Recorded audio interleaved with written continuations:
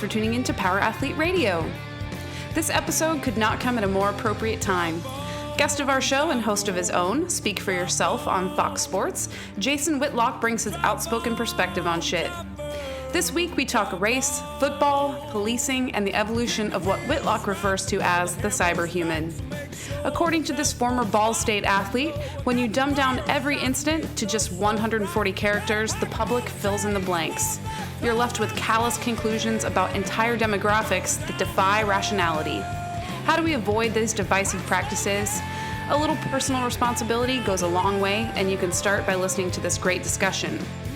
One of the highlights of our chats with Jason is his pointed solution to the issues on all of our minds. Tired of the political circus? Start being honest with yourself about how you form your opinions. Want to enact real change? Money can be a pretty persuasive tool. And probably the most well-stated synopsis of athletes' recent showboating, as Whitlock reminds us, kneeling before the national anthem is the easiest fucking thing you can do that accomplishes nothing. This is episode 178.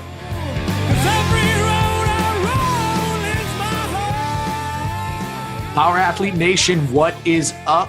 You've got Luke here with John in Orange County in Texas, reporting from D.C., I think. Right, Tex? Are you in Texas now?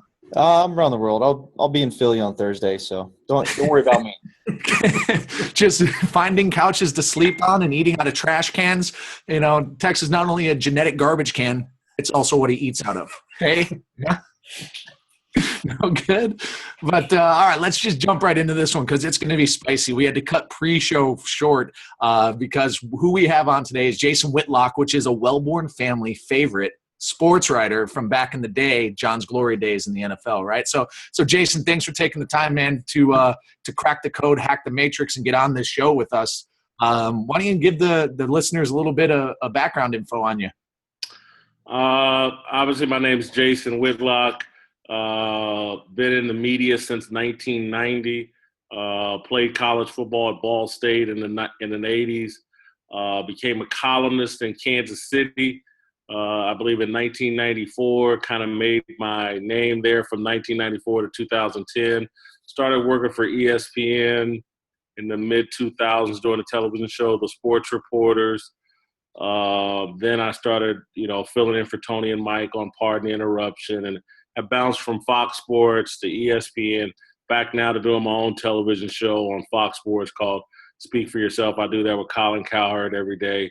But I made my name mostly as a writer and someone that wrote about the intersection of culture and race as it related to sports, because that's always been my passion. That was my passion has been sports and race my whole life, and I felt like that I've always felt that sports has dealt with race and diversity better than anything in America, and so I've tried to bring some of the values from sports over into the rest of American culture, to some success and to some failure. I think the people, it's like we love sports here in America, but we don't understand its values and what it does. But anyway, that's pretty much all I can say about. So, well, for our listeners, John, before you go off, real quick, just disclaimer: we're not going to crack the code on the perfect squat or how to lunge today. I think this is timely because you got the wrong guy for that. I can't. No. Before you go, John, we were talking a little bit yesterday about the symposium, and your talk of what's going to be coming up at this year's symposium. It's kind of like civil responsibility and stuff like that. So I think that this is before we go on, you have to remember that this is the premier podcast in strength conditioning. Oh, thank you, John. How dare I? I was going to say how dare I? But you know what? Like we have a lot of guests on that deal with not only performance, strength conditioning, fitness, but we've also done health and nutrition. I mean, everything you can cover the basis on. And something personally to me is social responsibility. We're having a symposium here in December, and Luke was asking me what I want to talk about.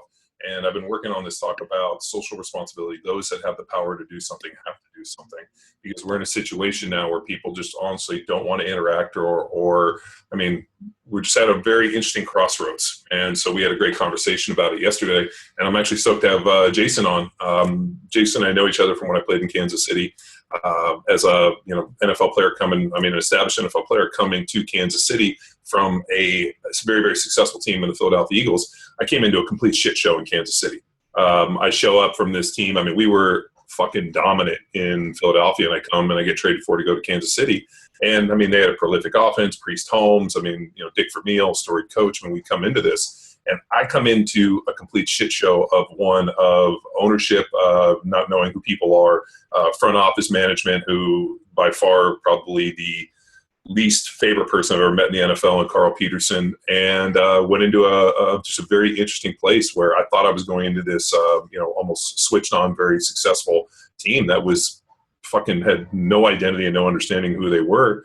And it was kind of confusing coming in. And, there was a very edgy sports writer and a guy that people told you got to watch out for that Jason Whitlock. He, is extremely critical of the team, and like he was almost the big bad boogeyman. And of course, me being never one to shy away, I was more than happy to talk to him at any chance I got. And then we actually ended up connecting on The Wire. And I think you gave me a bunch of the seasons of The Wire. You remember this? I do remember, because trust me, I gave damn near everybody The Wire. Yeah, so he was. We were rapping about something, and he's like, "Have you watched The Wire?" And I was like, "No." So he slides me all the seasons of The Wire, and mind you, this is what, like 2000. I mean, what was there? 03, 04 through 07, 08 kind of. So I mean, mid-season. I mean, I'm watching this thing on like a fucking pop-up DVD. Oh, screen, the good old days, yeah, right? And like I sat down, I watched the first one, and I was hooked. I watched. If I wasn't lifting weights, playing football, or eating or sleeping, whatever, I was watching The Wire, and it was still to this day one of my favorite shows, and we just kind of connected over that. And I just really always appreciated Jason's the looking glass that you were putting on, because a lot of the sports writers have this kind of veneer of like, oh, I need to be able to mingle with the players and keep this good deal, and I need them to be here. And you never took that. You always, I'm gonna kick the door in and tell the truth, and if people don't fucking like it, then fuck them. And even we had some crazy shit going on in those days. I mean, with not only Priest Holmes, but Larry Johnson, and a lot of the travesties and the mistakes that they made. I mean, what's his name? Herm Edwards calls me in his office and goes, hey, I wanted to bring in some people and ask some questions. We're getting ready to pay Larry Johnson a shit ton of money. What do you think? I said, it's the worst fucking idea you could ever do. The day you pay that guy, he will never run hard from you, and you will never see him again. And he goes, really? I'm like, yeah, I guarantee it. And what happened? They paid him the next day. He pulled up in a Maybach with a with a limo driver, and proceeded to never run ever again, and basically played himself out. So, I mean, it was an interesting place. I've never been in a team that had so much talent that couldn't find a way to win. I mean, and the craziest shit that would happen on a daily basis. So Jason and I connected over that. And then, not only we teach strength conditioning, but we're also big on this idea of like, turn on people. Like, this is not real life. Like, you have to be switched on. You have to be able to make your own decisions. If you're allowing social media what the information that you're getting through your daily filter is really driving you, and you're not looking outside of it, then, you're fucking half a human. And then Jason came out with this great one, which I really liked, which was called Cyberhumans, where he explained what's going on Twitter and social media and how it's manipulating you. And so at that point, I reached out to him and said, man, I'd love to get you on the podcast and really just rap a little bit and talk about what's going on. And I was hoping we get a chance to talk about the debates and what's going on in American politics, because, I thought things were scary in Kansas City. I'm excited to talk about it. So, Jason, thank you so much for coming on today. And how we doing? Scary time in American history, in my opinion.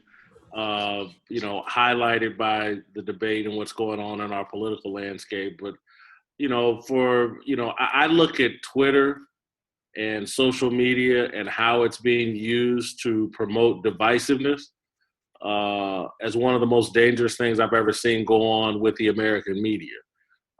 Twitter is the home of false narratives. Twitter is the place where most of the media gather to support false narratives, or to be built into promoting false narratives, because we've created this system where if you're in the media, executives are judging you on how you build your social media platform, not on whether or not you're providing good information, mature insight, fair, objective insight. It's, are people following you on Twitter? Are people retweeting you on Twitter? Are they liking what you say on Twitter? And that's a dangerous precedent because it's 140 characters. It's intended for lowest common denominator conversation. And that's why so much of our conversation is focused on lowest common denominator, low-hanging fruit. Oh, my God, people sitting by a police scanner. The police shot somebody. Let's get upset, and let's Monday morning quarterback the police in the first 24 hours and get everybody riled up and let nuance and context. And, John, you mentioned The Wire, and I've tried to explain to people the thing I liked about The Wire is it told the truth about America while making everybody still a human.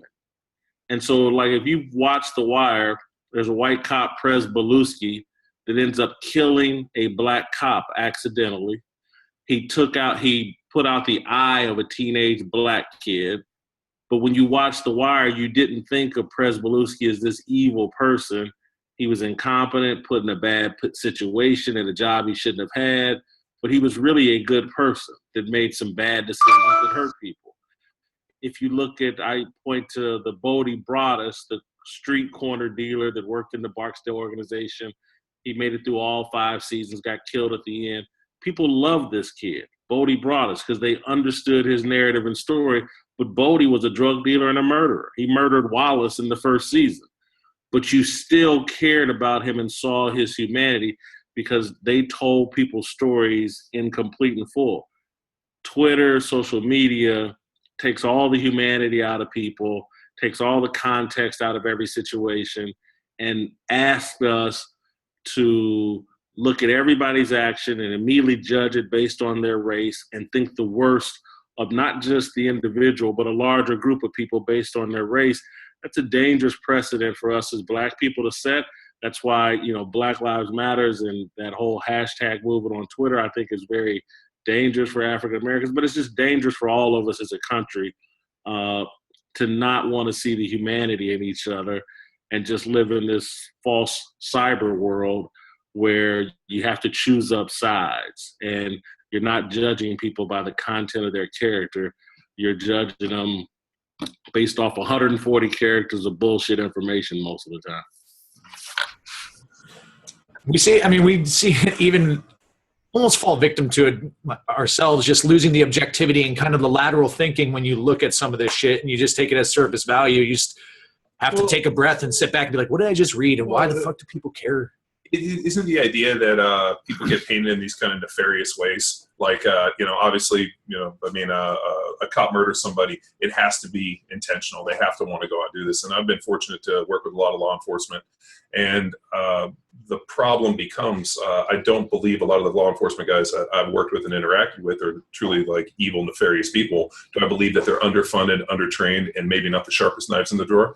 100%. Do I think that they're putting themselves in situations where they have to make a decision within a split second that all of a sudden we can look back and spend, 10, 12 weeks second guessing?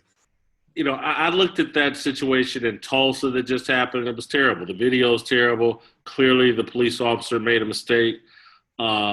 Clearly, to me, though, my initial reaction was like, this is incompetence and a police officer in over their heads. Not, I got an opportunity to kill a Black person. This is someone afraid, probably promoted above their competency level.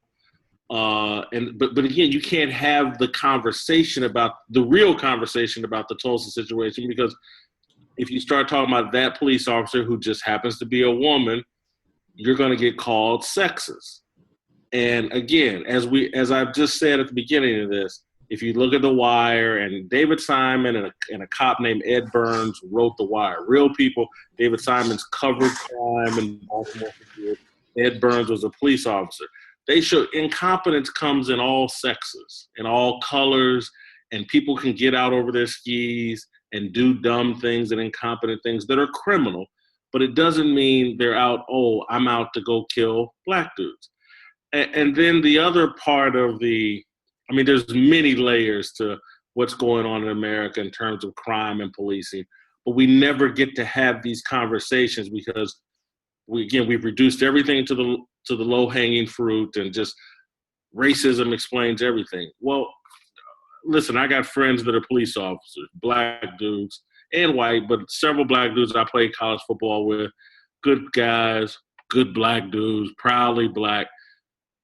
No one understands from a police, the first line of policing needs to be parents. There used to be a time in America where communities actually were intact and parents were there, and the parents were the first line of policing. Hey, what are you doing? Why are you in this neighborhood? Hey, where's your mom at? How come you ain't home? Blah, blah, blah. Parents and people in the community. Family structures have been destroyed in these poor urban communities. The first line of policing is gone. People are being raised by their grandmothers, their aunties, foster care, not their parents. And so we've turned kids out who haven't been raised, who have just grown up. And there's a difference between growing up and being raised. And so we open our doors and let kids out that have grown up, and then we ask the police, you raise them, or you treat them better than I treat them, or you police their activities, because the first line of policing has been completely destroyed. There's no family structure. I was policed by my parents. And, that doesn't mean I never got in any trouble or never did anything stupid, but the first line was my parents. When there is no first line, and you have overworked police officers being the first line of policing, and they're not from your community, and they're scared too, and they're overworked and they're underpaid, shit's gonna happen. And so it's like when I watch Baltimore and I saw all these young people out in the streets, and then they had that video of that one mother beating the shit out of her son and saying, go back home. I was like, there's the first line of policing. Where's the parents at? Beating the shit out of their kids and making them go home. If there's no parental policing, don't be mad when other people police your kids and it doesn't go well. I mean, don't you think you really learn respect at the home? I mean, I got, kids and, it seems like a constantly struggle to really teach right from wrong. I mean, like a daily fist fight with these kids. And I always think, like, what if we weren't here to necessarily teach right from wrong? Or what if my value was fucked up? Or what if mom's on drugs or parents are fucked up or they're not there? I remember reading an article years ago it was a study where they looked at children that have dinner with both parents in the household at least 3 to 4 nights a week. Like 97% go on to college and never have any issues outside of, normal type stuff that end up growing up to be, Ivy League high level kids. And I remember thinking like, so just dinner family structure. Now, they kind of put it around dinner, both parents in the home, coming home, actually having a place so you can kind of see the bigger picture of it. But it goes to show, I mean, if you actually have some form of some structure or something to come home to, and really just a set of values that hopefully puts it in a good way, you're probably ahead of it a little bit. But no, I mean, it's pretty interesting. And the one that kind of really struck me a little bit is, and we wanted to wrap a little bit about Colin Kaepernick and what's going on with that. And I believe everybody has the right to express themselves in any way. But the one thing that kind of depressed me a little bit is when they interviewed him and they asked him, what would make you not want to take a knee, or what would you want to see happen as a result of this? And he really couldn't give any definitive answer. Like, he didn't know why he was doing it or necessarily what the end game for it was. Colin Kaepernick is what I like to call twoke. The young people like to say, I'm woke. And I'm like, no, you're really just twoke. You got Twitter information. You got a little crumb of Twitter information, and you think you've got everything figured out. And so Colin Kaepernick has fallen down the social media rabbit hole and believes everything he sees in 140 characters. He's following a handful of people on Twitter that just pump out negative information about America and about white people, and about how fucked up America is, and how America is this never-ending story about black people being treated unfairly.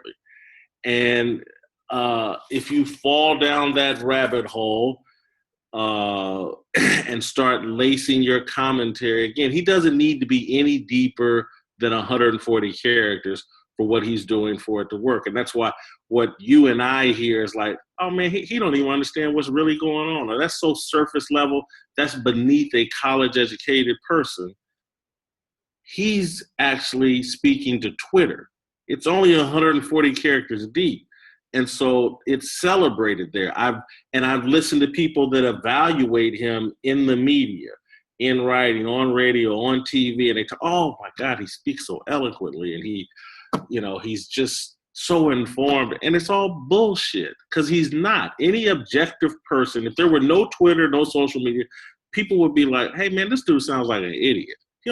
He's out here doing this without any real substance behind him. If you listen to what has actually come out of his mouth, he doesn't have an end game, doesn't have a strategy.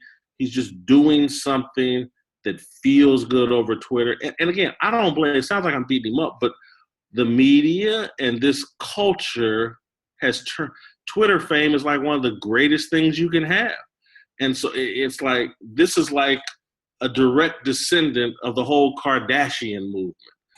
Oh, that's a good way to put it. Oh, the lowest life form on the planet, the Kardashians. Yeah. You put out a sex tape, become famous, and the next thing you know, you're a billionaire and all the media cares about you. There's no substance to the Kardashians. And it sounds like I love Kim Kardashian. I really do. Really? Is she a real person? I kind of thought she was like a robot. Like, I don't even know if she's a real person. Probably 3 or 4 years ago, maybe 5 years ago, I had a cabana next to her cabana at Wet Republic in Las Vegas. What? She's a real person. She looks real good in a bikini. And so that part of Kim Kardashian I love.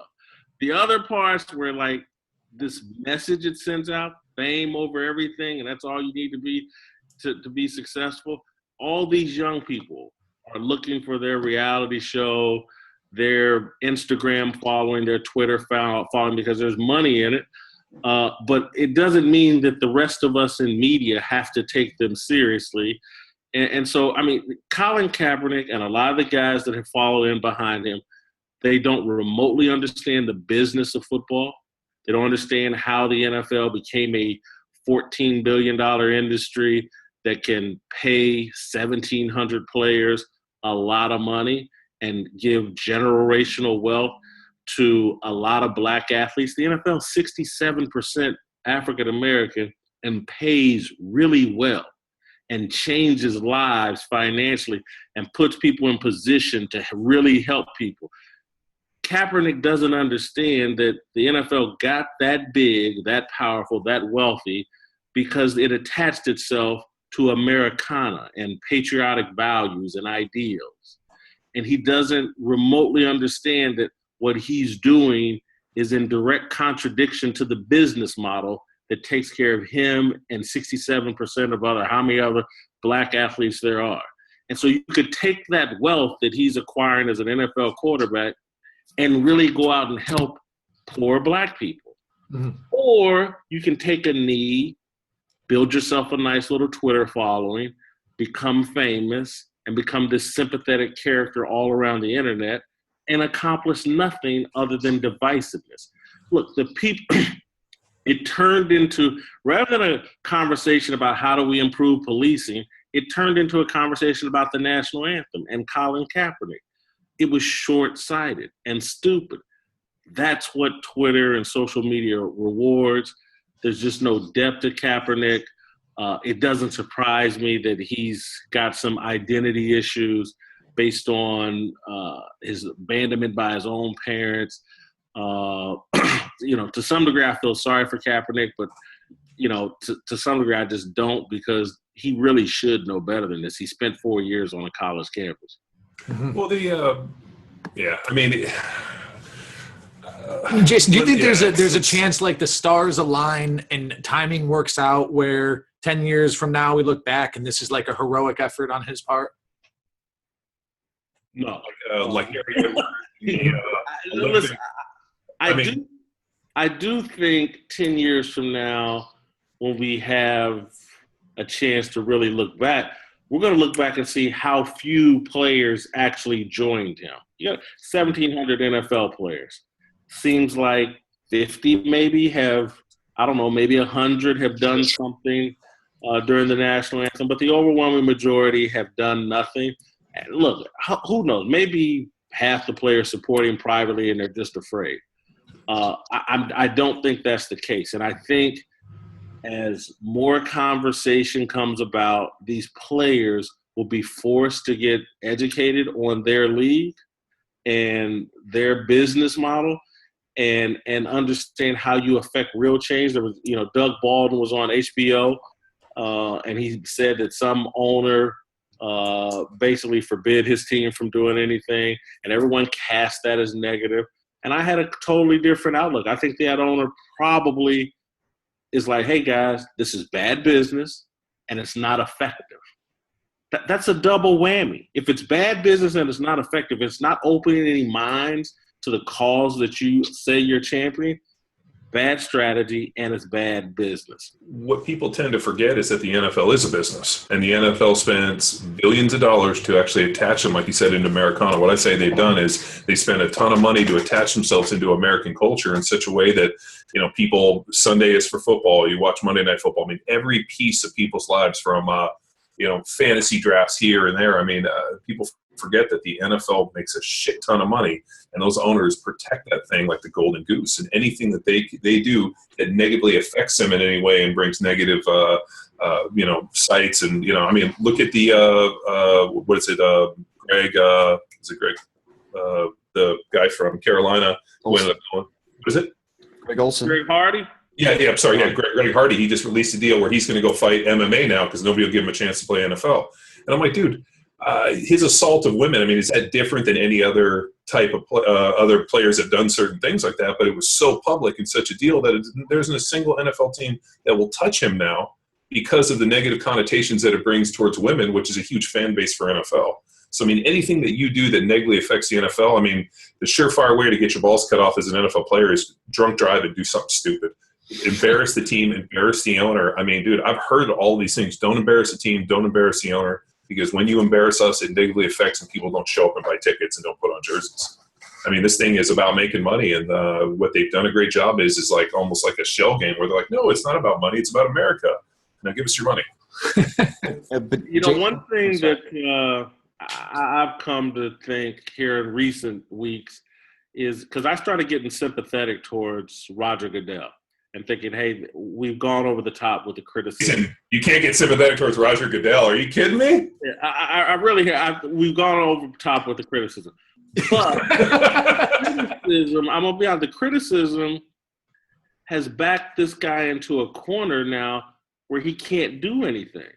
And so the NFL, to me, has mishandled the Kaepernick situation. I think they've alienated a lot of their fan base by not aggressively pushing back against Kaepernick and allowing it.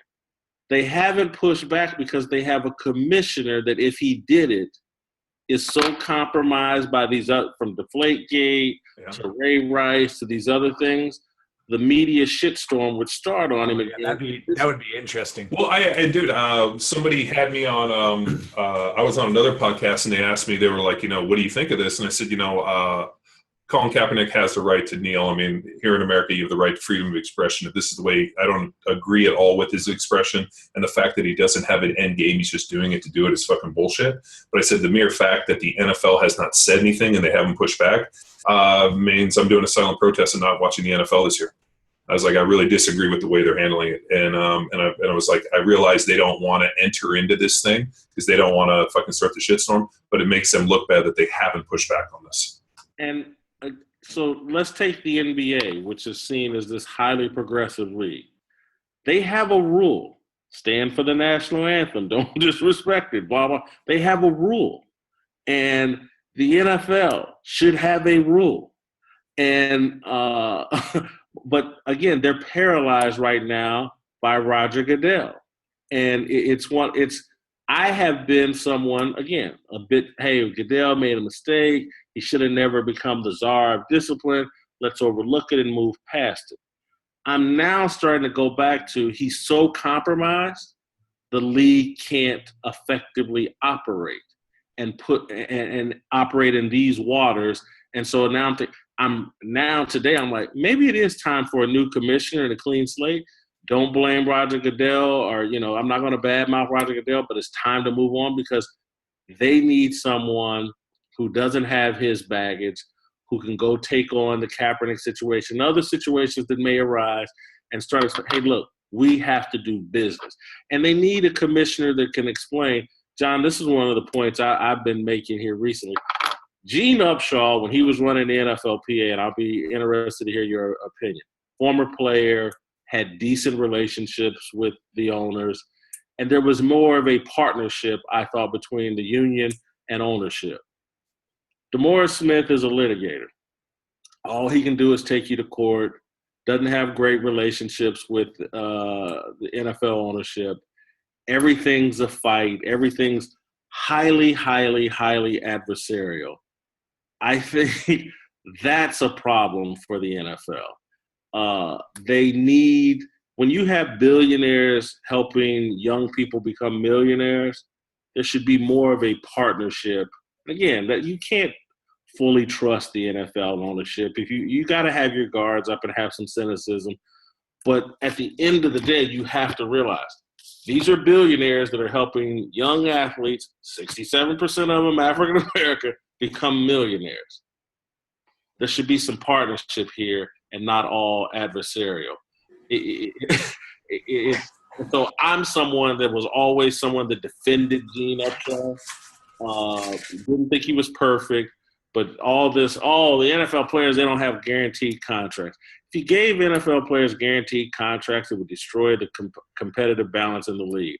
The NFL players get large signing bonuses, which a lot of times guarantee the first 2-3 years of their contract. Again, it's a false narrative pumped out by the media that, there's no guaranteed contracts in the NFL, or there's blah, blah, blah. Anyway, I'm pro the Gene Upshaw model more than the DeMaurice Smith model. Yeah, I had several interactions with Gene. Gene being an ex-player, the one thing that, for all Gene's shortcomings, the one thing he had was history. He knew where it started, what he played in. He was there during, the strike years, the fight, the fist fight, and he realized that to get along, or to go along, we got to get along. And he was definitely good friends with all the owners and understood how it all played together, and realized that a lot more money for him and everybody around him if there was peacetime, and if that he acquiesced a little. I think he might have acquiesced a little too much. And when he would come in and present to us and present things to us, guys would get fucking pretty sharp with him, and he was a fucking prickly fucking asshole. And but you know what? That's how he played his game. He was a fucking nasty dude, and he looked at this thing as this was his contribution, what he was going to do. I didn't agree with it, but you know what? There was times of prosperity. Now, I think where the NFL has fucked themselves is they would have, and I've said this before, if they had come in and guaranteed lifetime medical benefits to the players instead of cutting that shit out, we would have never had any of this concussion issue. The whole reason that all the players started suing and all these other problems, and what I pushed for as I was a union rep for all those years, is at some point, if you don't give all of these dudes lifetime medical benefits, you play in the NFL for a couple of years, you're vested, instead of 5 years after, give them lifetime medical benefits. And they fucking fought us every step of the way. The owners wouldn't do it. The management council, nobody wanted it. And I remember saying at the deal in Hawaii, I'm like, if we don't do this, 10 years from now, this is going to come back and fucking be the end of us. And people looked at it, and then all of a sudden what happens? Next thing you know, you got guys like Kyle Turley having a seizure at a bar, and now he's got, early onset Alzheimer's, and you have Kevin Turner dying, and all these other guys that I played with that are having horrendous fucking problems.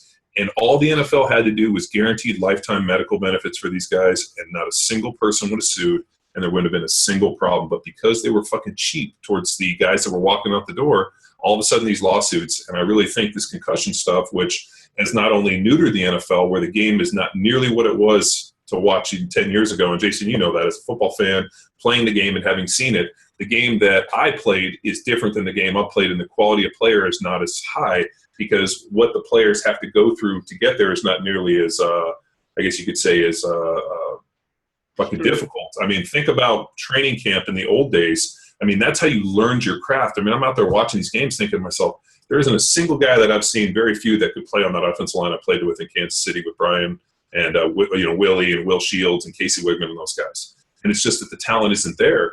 and they've had to effectively neuter it and acquiesce and all this bullshit. And all they had to do was give all these guys lifetime medical benefits and be like, don't worry, you're going to be fucked up, but we got you. And there was that attitude, and I think that's where they fucked up. So, like, I think, there were problems in the things that Gene said, but I think when they brought in, and there was a weird time, too, where all of a sudden Gene passes away, that whole thing with, Troy Vincent trying to come in, and then all of a sudden he kind of does this weird coup, and now he goes and works for the NFL. I think there was just a lot of unsurety and a lot of suspicion, so they needed to bring in somebody that they felt didn't have roots within it. And they brought in, and I don't think the guy they have in place right now is all that good either. Like you said, he's a lawyer. He's used to fight.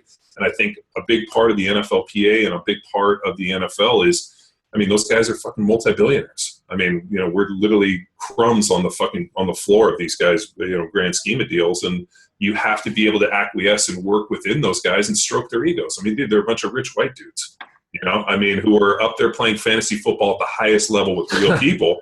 And you know what? The last thing they want to do is have a bunch of, a bunch of young black kids and a bunch of dumb white kids come through and tell them, hey, this is what we want. And they're like, dude, I can fucking buy and sell each one of you guys 1,000 times over. Who the fuck are you guys to tell me what to do?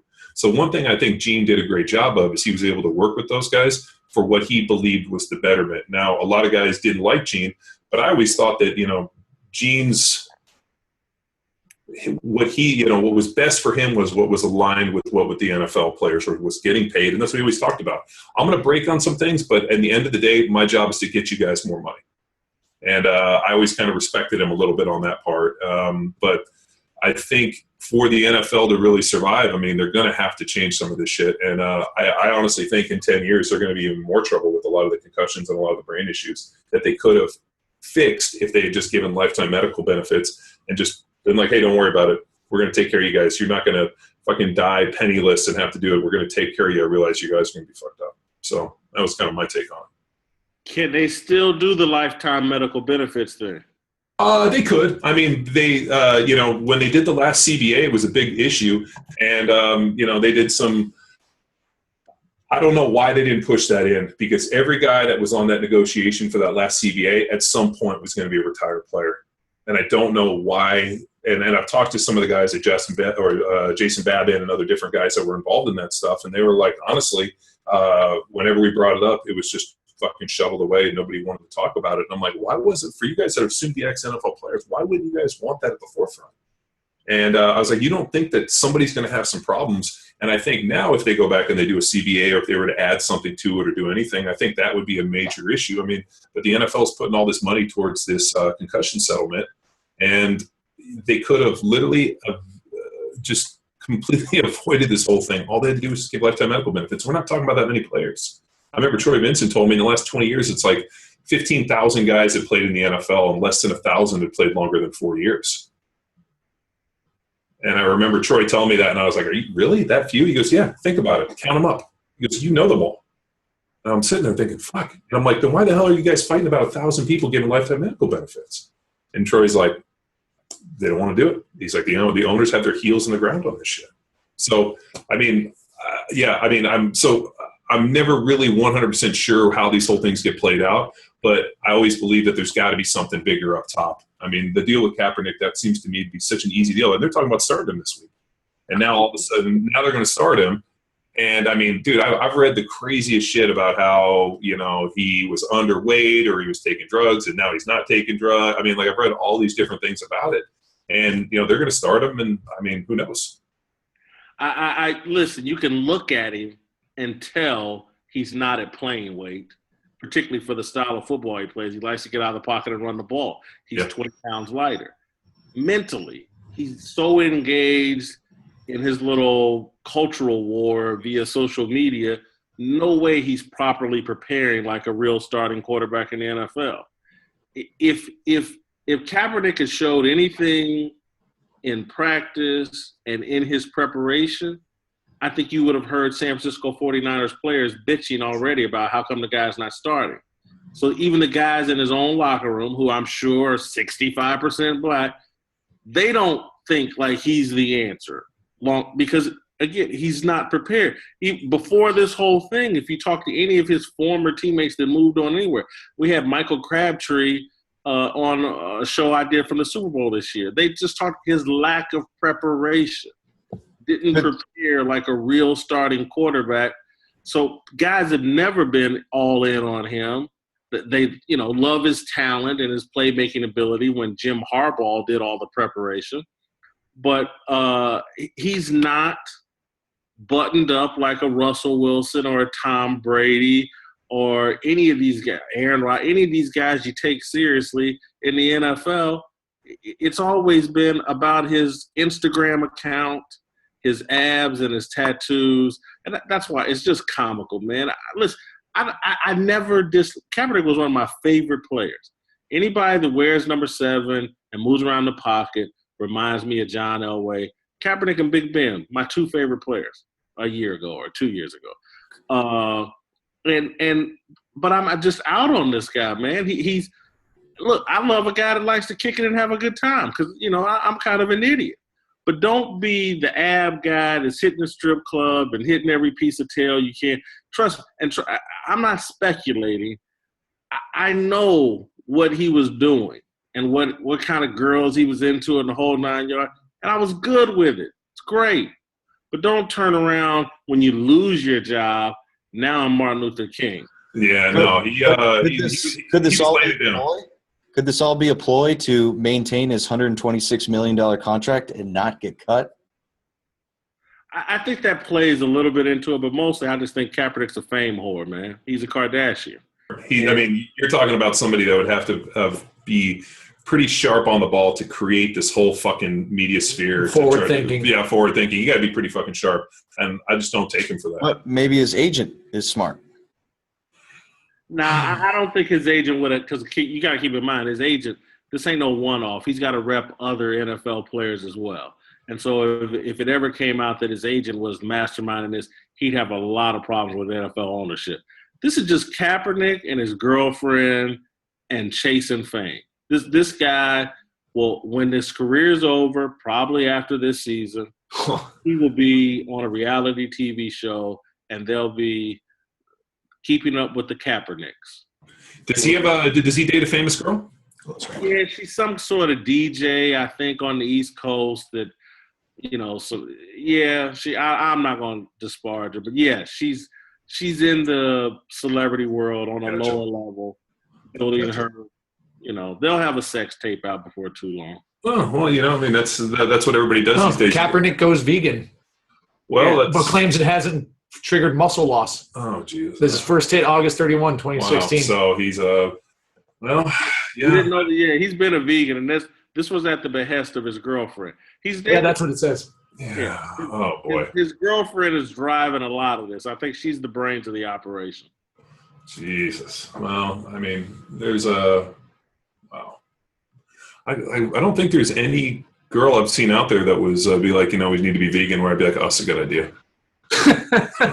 But you're kind of informed, you know what I mean? But I really like steaks. Yeah. Like, I fucking hate chicken and all, but it's bad. All right, well, we've got to beat this poor guy to death. But, so, dude, I know you watch the debates, and I know you have a perspective on what's going on in America, and I really think that what we're talking about with Twitter and the rise of 140 characters as this, like, completely, superficial being has given rise to the Donald Trump era of politics. Yeah, I think that, to me, this last presidential debate, they didn't need Anderson Cooper. They didn't need Martha Raddatz. They should have just opened up a Twitter feed and let people fire off 140 character questions, because that's what it was. When you open the debate talking about the Trump audio tapes, that's strictly Twitter. That's strictly playing to, everybody's talking about it, so we have to talk about it. And it speaks to how the media mindset has been completely changed. The media's job wasn't always just this is what everyone's talking about, so we must write about it. That's a new phenomenon because of Twitter and social media. And so, again, it wasn't until the end of the debate someone stood up and said, hey, what qualifications do you look for in a Supreme Court justice? I was like, oh, shit, that's a real question. That's what I want to hear an answer to. Trump and what he said on that bus, I just, my mother is 77 years old, has worked in Democratic politics her entire life, would love to discard me and claim Barack Obama as her son. Called me and was like, hey, this is bullshit. What the fuck are they doing talking about this audio tape? This is some bullshit, Jason. This is my mother. Blame her. Lynch her over Twitter. I hate to serve her up like this, Mama. I love you. But she's just like, who doesn't have some moment talking bullshit with another dude, lying about some bullshit they do or didn't do? How can we be talking about this? Twitter. And when the Martha Raddatz did the follow-up question about it and treated it like a real thing, I was just sitting there like, oh my God, we've turned the presidential debate. And then Trump appropriately pushed back, and I'm not a Trump supporter, but Trump appropriately pushed back. His basic argument was, you want to argue about what I said when the person across from me has a husband who did some shit. All the things you say I said, her husband actually did. So either we're going to talk about what someone says or what someone did. Doing is more important than saying, because most of us here say a lot of dumb shit. We do a lot less of it. Well, the other one, and I'm thankful that I didn't play football in really, I mean, the social media thing came on towards the end of my career. I'm so thankful early in my career that shit didn't exist because, holy shit. I mean, I can't imagine the crazy things that I saw probably should have never been put out there for, social media in public and all that. And, here's a deal where all of a sudden now they're sitting on these tapes that are 11 years old and they release them. And like, dude, I'm not condoning anybody's, desire to sexually grope or attack women or, but actually I listened to him. We listened to him yesterday and it kind of sounded like a 13-year-old kid telling lies to his buddies, or bragging about some bullshit. But, the bigger fact comes down to how come that's the bigger deal. And then we just had a bunch of the Hillary Clinton Foundation emails released. These hackers are putting out all this crazy shit where they're showing cash payments from, different banking organizations for bailout money. I mean, dude, they're like releasing information left and right. And yet there's never a single question being like, Mrs. Clinton, how come, do you have anything to say about the information dump that these guys are putting out about this, everything from, how your financials work at the Clinton Foundation, how you guys have given almost zero money to charity, and how, when you left the White House with, roughly $700,000 to your name, now you're worth $700 million. I mean, come on, they released the tapes of what she said to Wall Street. I mean, and yet not a single person brings those things up. So, I mean, and I'm not a Trump supporter by any means, but it's like, as I'm watching the media, I'm like, why is this so one-sided? It's what's hot.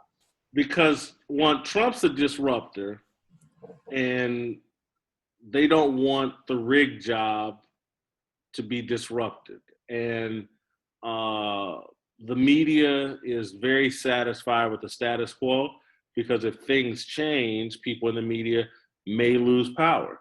And so let's say you're riding some false narrative at some major newspaper on some television network. If you have to go talk and deal with real shit, they may replace someone who actually does real shit with your job. And so you don't want that to happen. And so it's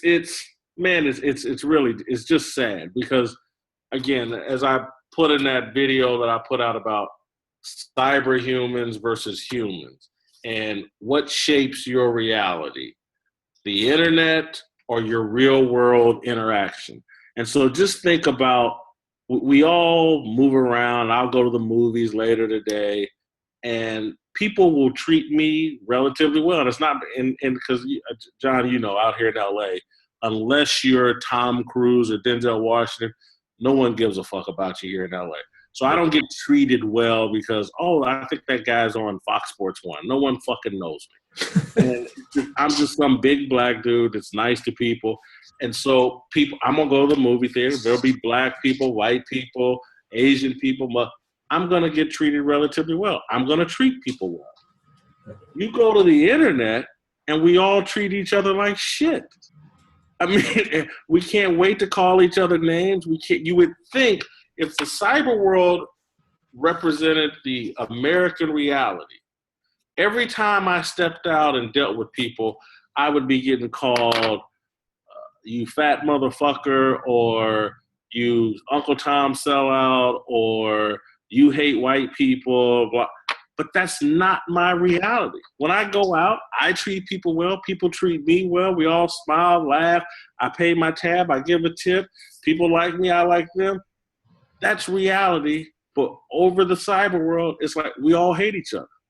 Well, my favorite is I always love to follow some of the comments when you say things that everybody like. It's like instantly you say anything, and I love the Uncle Tom statement, and I'm like, that's actually the one. That's not what I would call Jason Whitlock at all. I mean, 100%. Like, and I'll hear that's like the ultimate cast down for blacks to other blacks. Like you're a fucking Uncle Tom, and I saw something that you posted, and like somebody made that comment, and I was like, does this fucking person even know Jason? Or more importantly, have they ever read anything, or are they just reading the 140 characters and maybe other people's reaction? What I've realized now is that people no longer react to things based on one-to-one. What they have to do is they have to look through 7 different looking glasses because they have no ability to process information themselves. That's, I think, what we're fucking going into, and what drives me absolutely crazy is that I cannot one-on-one listen to you and formulate my own opinion. I have to listen to you talk, and then I have to sit back and see how everybody else reacts to it, and then I see through their looking glass, and then I formulate my own opinion.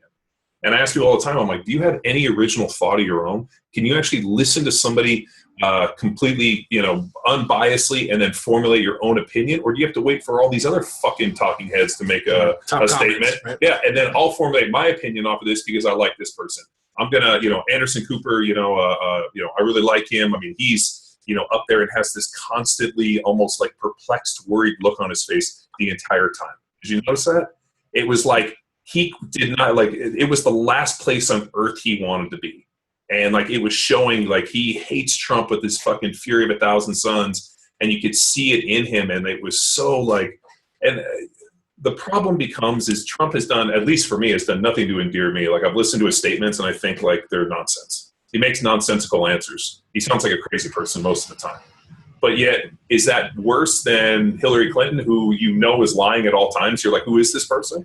And I had a very good opportunity to go to a political fundraiser in 2002, which was a Hillary fundraiser for president. So they had been raising money for Hillary for like the last 15 years. And so I got invited to this political fundraiser, and I sat at a table with her and 7 or 8 other people at this big fundraiser, and I got to talk to her for about an hour. And the only reason I really went was I wanted to meet Bill Clinton because I believe he's probably the biggest sociopath ever to walk the earth. I mean, the fact that dude got up and was being impeached, and when they asked him, do you have sexual relations with a woman? He said, nope. And they produced the dress, and he's like, yep. And there was zero change. I'm like, this dude is fucking a sociopath. And so much so that we have a whole deal which is called Be Presidential, which means fucking water off a duck's back, don't take anything seriously. Bill B. Clinton, B. Clinton basically being impeached. Like that's our presidential line. And so I went, but he was busy, and so I got a chance to meet Hillary. And I've never in my life been so unimpressed. It just how she spoke, everything, her demeanor, physical appearance, everything. This was 14 years ago. And as I'm sitting there watching her, I'm like, dude, they, she just basically, it's almost like they just kind of computer program her, plug her in, and push her out there. And you don't really know what you're getting at all. You don't know who's, what agenda is being pushed or whatever, and even if she's the accurate person up there. So I think for the American people, she almost kind of fits, like you said, the status quo. And, do we really know what we're going to get? Well, we hope we're going to know what we get, whereas Trump is just kind of a wild card. So I don't know. Have you been watching South Park for any reason? I have not, but I usually South Park is a excellent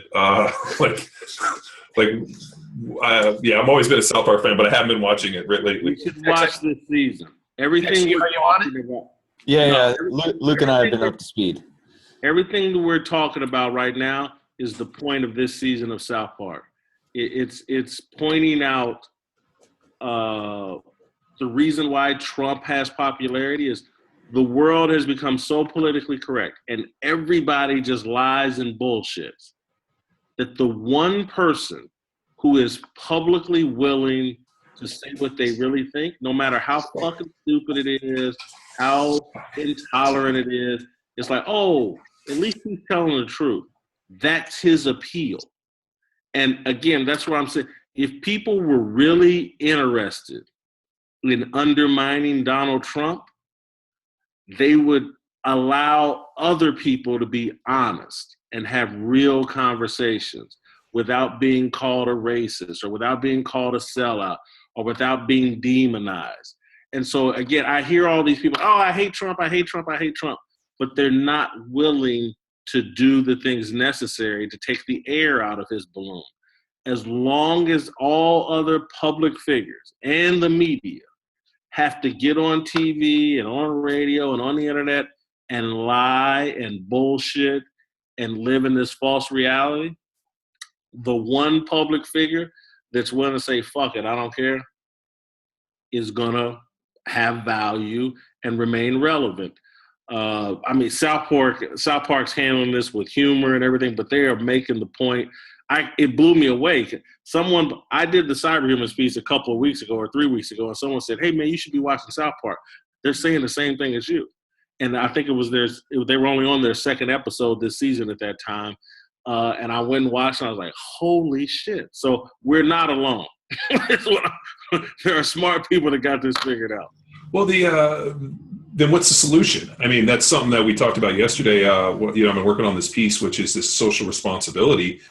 Everybody always wants to point the finger and say, this is wrong, this is wrong, this is wrong. But yet nobody offers any type of direction or narrative about this is what we need to do to fix it. And that was something that we did, in our small little microcosm of just, performance training, where I was like, this is what people are saying, this is why they're wrong, and more importantly, this is how you fix it, or this is the solution, better solution to help to, if you're looking to get bigger, faster, stronger, increase performance, you want to play in the NFL, this is all fucking nonsense and bullshit. This is where it works, and it starts with hard work, consistency, dedication, which isn't sexy. And unfortunately, the thing that sells on the internet now is the brightest, sexiest, fucking glamorous shortcut hack, biohack bullshit. Whereas in reality, that isn't how you fucking get ahead. If you want to be a good writer, you know what you have to do? You have to write a lot, and a lot of it sucks. And then at some point, I was thinking about, with my rhetoric degree when I was in college, like, dude, I literally had to write until I was a decent writer and a good writer. And it's like the same thing with thinking or talking. I mean, if people never express their opinion and you never take in anybody else's opinion, it never helps you formulate your opinion. And, what's the fix? I mean, we have a situation where, Trump does tell the truth. And what's a little scary is to see inside. If that's the truth, it's kind of scary to see inside of his reality. Yeah, his perception. His perception of reality, because it's different than my perception. And you got to give him at least a nod on the honesty. Whereas then you have Hillary Clinton, who is lying, but people are almost like, well, the devil I know is better than the devil that I don't. We don't really know what he's going to do, so we're going to stay away from him. So what's the deal? Do we burn it all to the ground and start the fuck over? We're headed that direction. What I say, and I say that in all seriousness, I believe, and we're not going to go here today, but it's just like this divisiveness is being spread intentionally. It's well-financed divisiveness. People want us at each other's throats. But in terms of, I want to say something real quick about Trump, too, in terms of Trump is speaking his truth. And just like you said, his reality, his truth, different than yours and mine. But at least he's speaking his truth. We hear others, and we don't hear them speaking anything.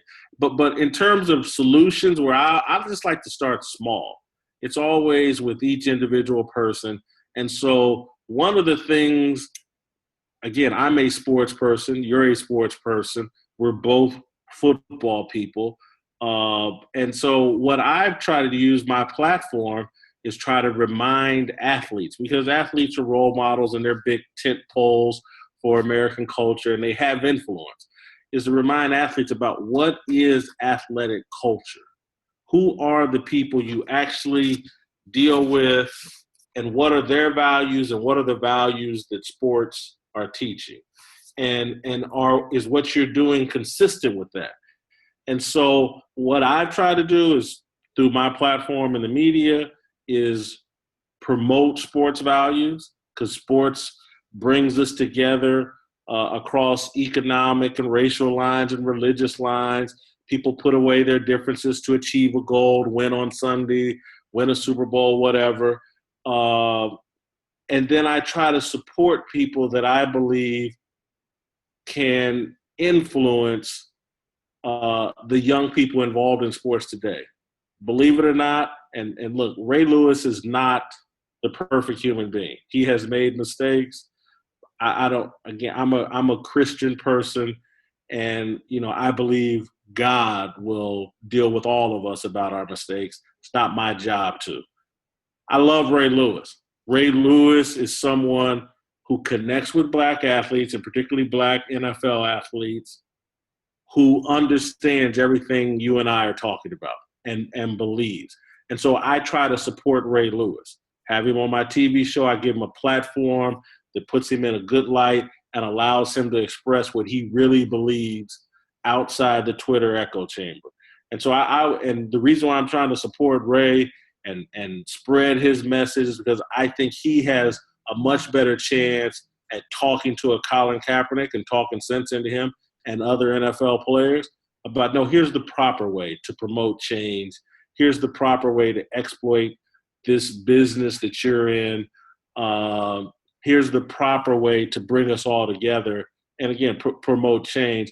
And so, you're someone, what I would say to any NFL players or athletes that watch this is, use your influence as a former player, as a current player, to influence DeMaurice Smith and the NFL Players Union to give guys like Ray Lewis and John Wellborn and other people that are existing outside the Twitter echo chamber to speak to these players and try to explain to them, here's what's really going on. Because, again, Kaepernick and these guys, they don't remotely understand that these high left-wing people, Marxists, progressives, whatever, they're anti-football. They want to diminish and bring down football. They want to knock it off its perch as this great American institution. And when they're successful, Kaepernick or the next Kaepernick won't be making $12 million for standing on the bench behind Blaine Gabbert. He'll be making $4 million. And because, again, that's the kind of impact they want to bring football down, and it's going to have a real economic impact on these players and prevent. Because, again, like if the NFL keeps ascending, maybe there's a chance the union can say, look, one way you can promote safety is, hey, let's expand the roster by 10 players. Let's create more jobs, which 67% of them, based on today's stats, would go to black guys. Again, these guys don't know how to support an industry that's been better to them than any other industry in America. Show me an industry in America that has 67% black employees and gives many of them a path to become millionaires. The NFL has created more black millionaires, I can't prove it, more black millionaires than any other industry in America. And these jackasses are trying to, let's tear it down, or I hate the NFL, or they're working in concert with people that want to bring it down. So what I use your platform or whatever influence you have or whoever's out there is to support people that have it figured out a little bit and try to empower them so they can get face to face and talk to NFL players and explain the bigger picture. Because athletes can have a lot of influence on the rest of culture. I mean, does the NFL really, I was thinking how many times they've asked me to come back and speak to ex-players. I mean, I was thinking about the amount of guys that have gone and done, they got rid of the symposium type stuff after, who was it, Chris Carter talking about having a fall guy in your posse. At that point, they were like, we can't have this shit out there. I mean, but, there's, Chris Carter speaking real truth, which is if you're going to go out and you're going to fucking be out there on the prowl, you're going to do dumb shit. So you better have some guy in your fucking crew insulate yourself. That's going to insulate yourself. Now, you can't say that publicly, but in reality, I mean, that's how it goes. I mean, there were still stories after I got to Philly about Chris Carter. I mean, Chris was fucking, on the edge, and he went up to Minnesota and was able to bring his life back, and now he's got, a pretty good platform with the NFL. But you look at the guys on the NFL network and the people that they want to bring in and, propagate, they are guys that the NFL views as safe. They're not going to say anything. They're company guys. And the last thing they want to do is bring in somebody that might have a different agenda or maybe talk about something in a different light. And, all of this, I think, is part of the control that they sit back and whoever these people are that take a look and say, hey, you know what, this is the image we want to put out. We don't want to do this. And I think it's a problem. I think they need to have different people. They need to have, I would love to have a platform to go talk to young players. I've been fortunate to go out and speak to a lot of young college players. And my deal is keep your eye on the prize. Yeah, be a professional athlete for as long as you can. Make the money, and you know what's amazing, and you know how you invoke social change? It's not kneeling during the fucking game. It's putting $20 million in the bank and then going out and actually starting a foundation or invoking some change with the money. I was like, dude, if you want to invoke change, become a multi-billionaire, and then let me see the type of change you can have. Those are the people that invoked real change. And, the real change starts small, John. I'm going to give you an example because I talk with my guys that I play with at Ball State about this all the time. And one of the issues a lot of African-American athletes have is, again, this is just in general because there will be countless examples where this isn't the case. But at a school like a Ball State, because, again, you don't have to be some multimillionaire to affect change. I'm a successful Ball State alum. I donate money to the Ball State football program and to the university. I ante up because when the coaching changes come up, I want my voice to be heard. And so for the last 15 years, whenever we've had a coach in football or even basketball, I get to voice my opinion to the people that matter. And so I try to say to some of my former teammates who don't give a dime to Ball State, and then they want to complain. How come we never have a black coach? How come we never have this or that? How come it ain't this way or that way when we come back? I was like, have you anteed up? If you ain't anteed up, this is America. And again, you don't have to give the same amount of money as me, but you should, the school that you graduated from, that you can't give them $100 a year. Yeah. No, they don't want to fucking hear from you. And I'm with you. Back at Berkeley, when they built the new stadium, I donated whatever it was, the $35,000 to basically get a locker. And I fucking got on Tony Gonzalez. I was like, Tony, you're going to give this fucking money and get a locker? And he didn't want to give the money. I think I shamed him into it. And I would have to go back and check. I know I got my locker, but I was like, dude, you played at the school. I know you didn't get a fucking degree out of it, but fucking ante up. Don't donate the money. Dude, you probably got $35,000 hiding in your couch that fell out of your pocket. Give the money. So at least when you go back, you can show your kids like, hey, there's my locker. This is where I played. And, or you get invited to the alumni thing to listen to, what is it? I can't remember the head coach's name. It's Sonny Dykes speak, and which they invited me to go to something in Westwood for that. But again, I say all the time, it's like, oh, we want to complain there's no black coaches. Well, have you anteed up so that you can voice your opinion and support someone to be the coach? Because if you haven't anteed up, they're not going to listen to you. It's a pay-for-play deal. And so I say that to say you don't have to be super wealthy. There's little things you can do to influence change, but certainly with the athletes that have the great talent, they should try to max out their career, acquire wealth. And again, it's like LeBron James to me is writing the book on how you really impact the community and give back things he's doing in Akron, the way he's using his wealth and influence to help young people that grew up like him in Akron. That's real shit. Kneeling before the national anthem is the easiest fucking thing you can do that accomplishes nothing. There you have it. There you have it. It's powerful. Dude. Powerful stuff, dude. Shit. It's refreshing and it's nice and it's a breath of fresh air to see that it's just not happening in what we do. And I'm sure you run into this too. You're so close to what you're doing. And for us, it's really just educating people on performance and training. And, now it's kind of gotten outside of this deal where it's like, you got to educate the mind along with the body and hopefully you can get people to expand. And what we're seeing and what's pretty exciting is that the shit we see is actually happening on more of a social level than anything. And we're like trying to kick this motherfucker straight in the teeth because I'm like, dude, if you're getting all your information, like you said, off of Twitter and these social media deal, and people aren't reading, they're not really going out there and searching knowledge anymore. I think you're not really pushing your education. You're not doing everything that you can to grow as a human being. And I think what we're seeing actually a regression of people. And it seems like it's happening. And I really just thank you for pointing it out and being a real motherfucker about it, instead of just, taking the company line, which would be so easy. And I'm sure, like everybody else, if you hold the company line, everybody seems to come back and pat you on the back, and here the checks are a little bit bigger, the job's a little bit better. But then at the end of the day, who wants to be that guy? Which I'm sure Not me. Not me.